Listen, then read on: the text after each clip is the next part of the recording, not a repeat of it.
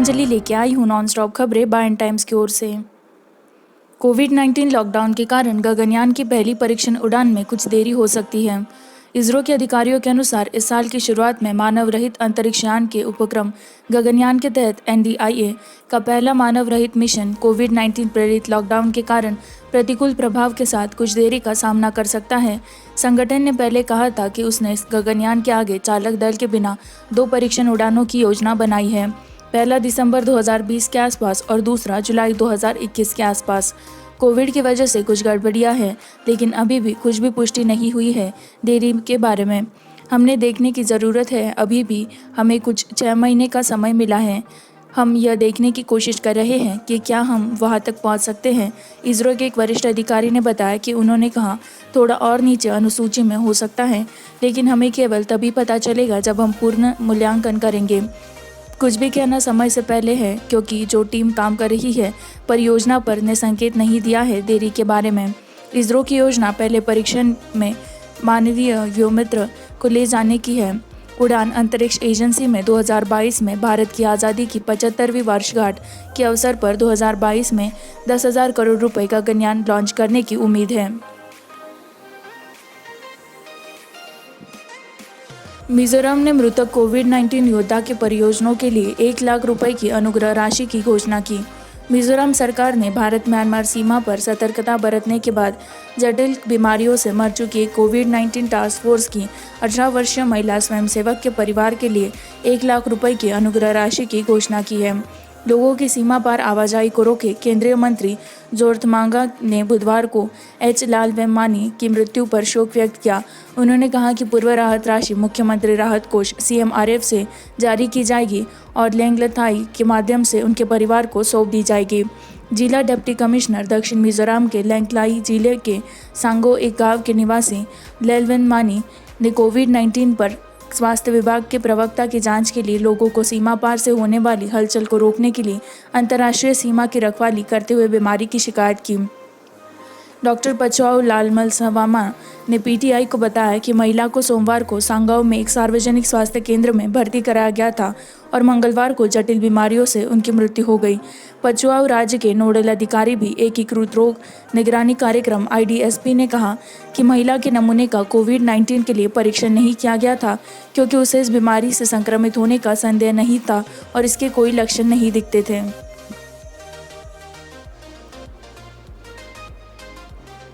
UP में सांप्रदायिक झड़प में दागे गए दलित घर, योगी ने दोषियों के खिलाफ NSA के आदेश। पूर्वी यूपी में जौनपुर जिले के एक गांव में बच्चों के बीच हुए झगड़े ने एक हिंसक मोड़ ले लिया, जिसमें दलितों के स्वामित्व वाले 1 दर्जन से अधिक झोपड़ियों में आग लगा दी गई और अनुसूचित जाति के सदस्यों के 14 अन्य घरों में बड़े पैमाने पर नुकसान हुआ। बुधवार देर रात 2 समूहों के बीच झड़प हुई। संघर्ष के दौरान 4 लोगों को गंभीर चोटें आई, 3 बकरियां और एक भैंस जिंदा जल गई।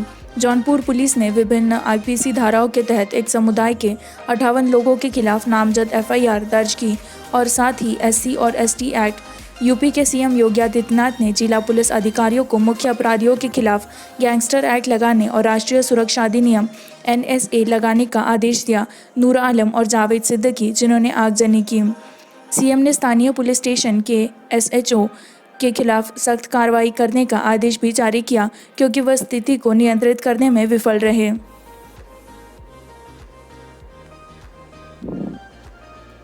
लखनऊ में मुंबई की भूमि से 180 प्रवासियों को ले जाने वाली विशेष उड़ान। मुंबई से 180 प्रवासियों को फेरी देने के लिए अभिनेता अमिताभ बच्चन द्वारा आयोजित एक विशेष उड़ान गुरुवार सुबह यहां हवाई अड्डे पर उतरी। आगमन पर उन्नाव, गोंडा, लखनऊ और राज्य के अन्य जिलों से आए प्रवासियों ने घर पहुंचने में मदद करने के लिए बॉलीवुड स्टार को धन्यवाद दिया। एयरपोर्ट के निदेशक AK शर्मा ने कहा कि 180 यात्री विशेष उड़ान से पहुंचे हैं। फंसे हुए प्रवासियों को उनके गांवों तक पहुंचने में मदद करने के लिए बच्चन ने उत्तर प्रदेश में लगभग 700 लोगों को उनके घरों में भेजने के लिए 4 विशेष उड़ानों की व्यवस्था की थी। उन्होंने कहा था कि वह प्रवासियों के लिए एक ट्रेन बुक करना चाहते थे, लेकिन लॉजिस्टिक्स ने काम नहीं किया। उनकी घरेलू production company AB Corp limited के प्रबंध निदेशक राजेश यादव द्वारा बच्चन के निर्देश पर उड़ानों का आयोजन किया गया। मुंबई, इलाहाबाद, गोरखपुर और वाराणसी के लिए बुधवार की सुबह प्रत्येक में 180 यात्रियों के साथ, सूत्रों ने कहा। बच्चन की ओर से यादव ने हाल ही में 10 बसों को हरी झंडी दिखाकर रवाना किया था। लखनऊ, इलाहाबाद, भदोही और उत्तर प्रदेश के अन्य स्थानों पर अपने गांवों तक पहुंचने के लिए 300 प्रवासी। कश्मीर में तैनात 28 सीआरपीएफ कर्मी कोविड-19 पॉजिटिव। अधिकारियों ने कहा कि कश्मीर में तैनात 28 केंद्रीय रिजर्व पुलिस बल सीआरपीएफ के जवानों ने बुधवार को कोविड-19 के लिए सकारात्मक परीक्षण किया।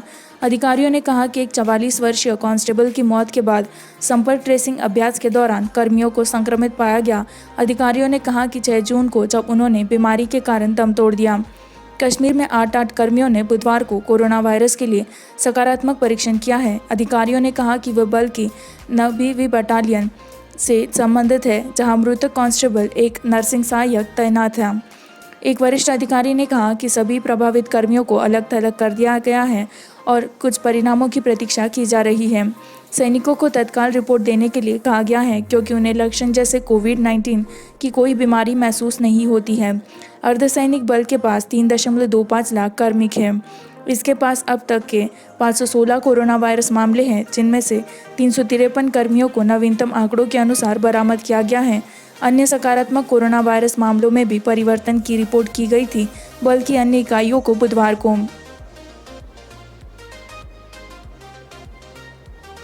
कोविड-19 संकट को आत्मनिर्भर भारत के लिए एक अवसर में बदलना चाहिए, पीएम नरेंद्र मोदी। प्रधानमंत्री नरेंद्र मोदी ने गुरुवार को कहा कि भारत को आत्मनिर्भर राष्ट्र बनने की दिशा में कोविड-19 संकट को एक निर्णायक मोड़ में बदलना चाहिए। इस देश के प्रत्येक नागरिक ने वर्तमान कोरोना वायरस संकट को एक अवसर में बदलने का संकल्प लिया है। यह इस राष्ट्र के लिए एक प्रमुख मोड़ है। वो कौन सा मोड़ है? एक आत्मनिर्भर भारत। प्रधानमंत्री नरेंद्र मोदी ने भारतीय चैम्बर ऑफ कॉमर्स के 95वें वार्षिक पूर्ण सत्र को संबोधित करते हुए कहा, वर्तमान में काम करने की सबसे सरल विधि भारतीयों को अपने उत्पादों का उपयोग करने और अन्य देशों में भारतीय उत्पादों के लिए बाजार प्राप्त करने के लिए प्रेरित करने के लिए उन्होंने कहा। उन्होंने अंतर्राष्ट्रीय चैम्बर्स ऑफ कॉमर्स आईसीसी की भूमिका की प्रशंसा की। आईसीसी ने पूर्वी भारत और पूर्वोत्तर भारत के विकास में योगदान दिया है, विशेष रूप से विनिर्माण क्षेत्र का समर्थन किया। आईसीसी ने 1925 से जब यह बनाया गया था देश की वृद्धि की है, उन्होंने कहा। उन्होंने आगे कहा कि उत्तर पूर्व भारत जैविक विविधता के लिए एक प्रमुख केंद्र बन सकता है, क्षेत्र में बांस और जैविक उत्पाद समूहों का निर्माण करके।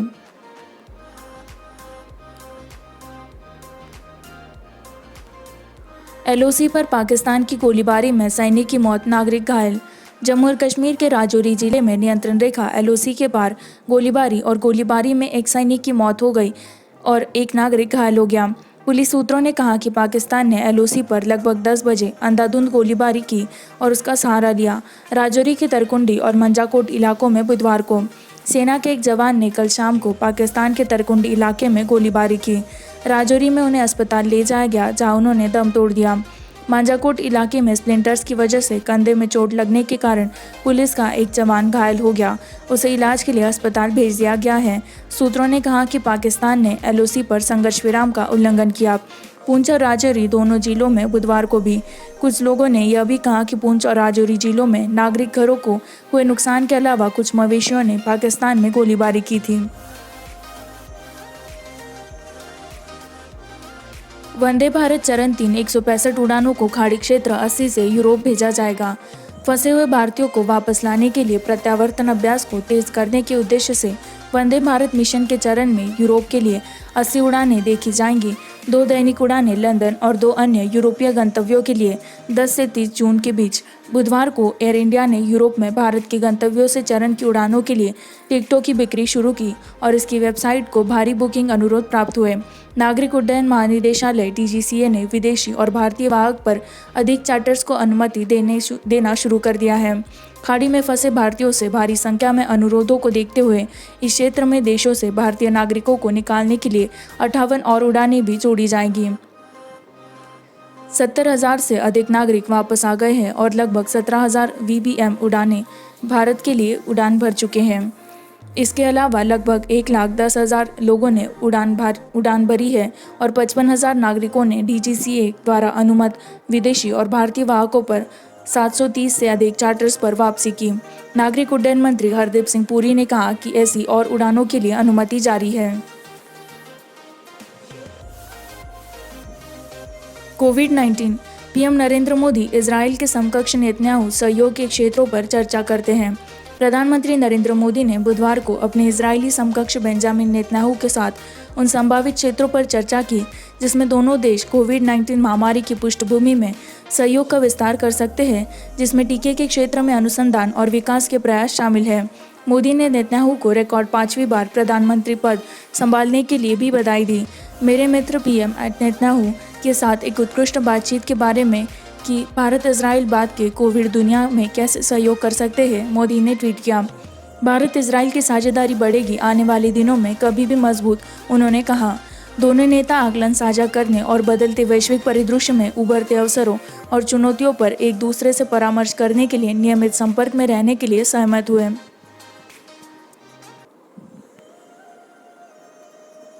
लद्दाख गतिरोध। नितिन गडकरी ने कहा कि कोई भी भारत को कुटिल नज़र से नहीं देख सकता।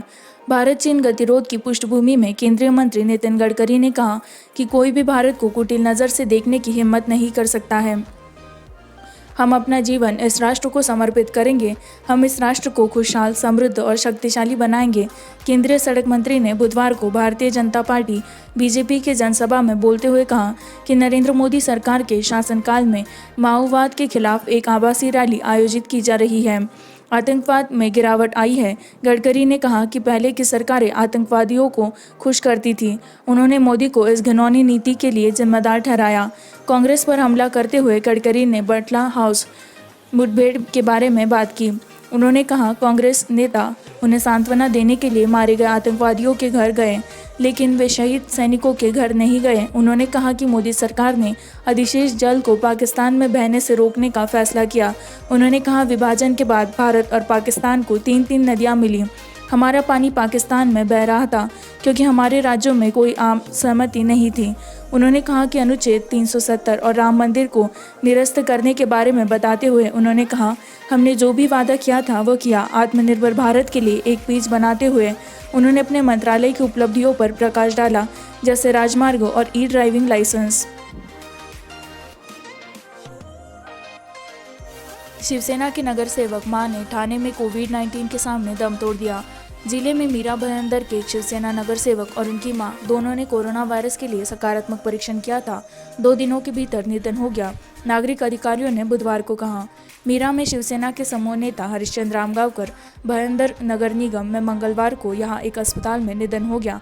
बुधवार सुबह उसकी मां की मृत्यु हो गई।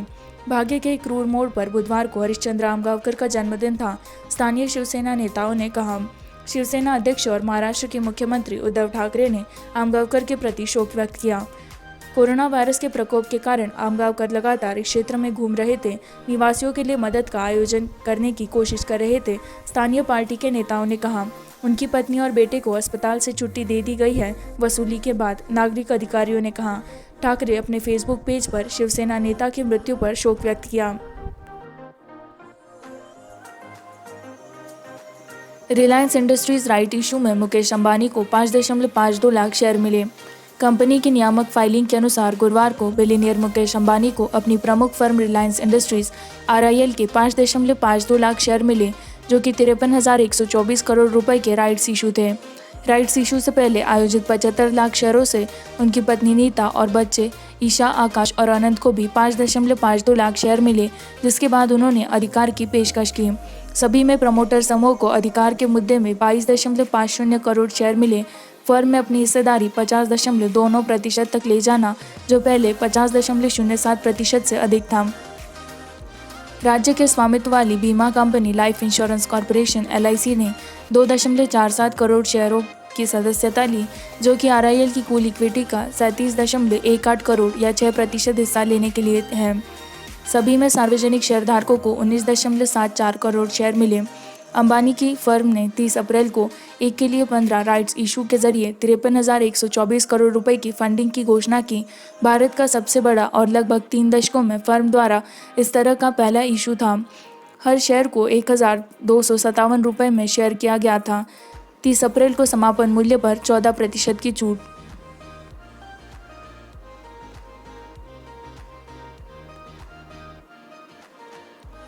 महाराष्ट्र में 3,254 नए कोरोना वायरस केस, 149 नई मौतों के साथ 94,041 हो गए हैं।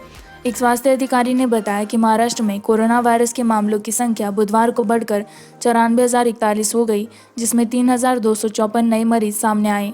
राज्य में महामारी के कारण मरने वालों की संख्या 3,438 पहुंच गई। दिन में 149 नई मौतें दर्ज की गई। रोगियों को अस्पतालों से छुट्टी दे दी गई। बरामद रोगियों की संख्या को 44,517 तक ले जाया गया। महाराष्ट्र कोरोना वायरस के आंकड़े इस प्रकार हैं: सकारात्मक मामले 94,041, नए मामले 3,254, 3,438 मौतें, 44,517 की छुट्टी, सक्रिय मामले 46,074।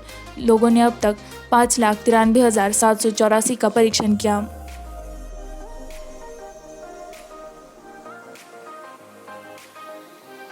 शुरुआती कारोबार में अमेरिकी डॉलर के मुकाबले रुपया 23 पैसे फिसलकर 75.82 के स्तर पर खुला।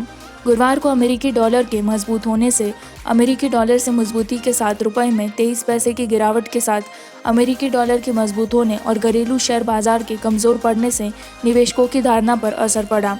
2020 विदेशी कोष के बहिष्कार ने भी बाजार के मूड को प्रभावित किया।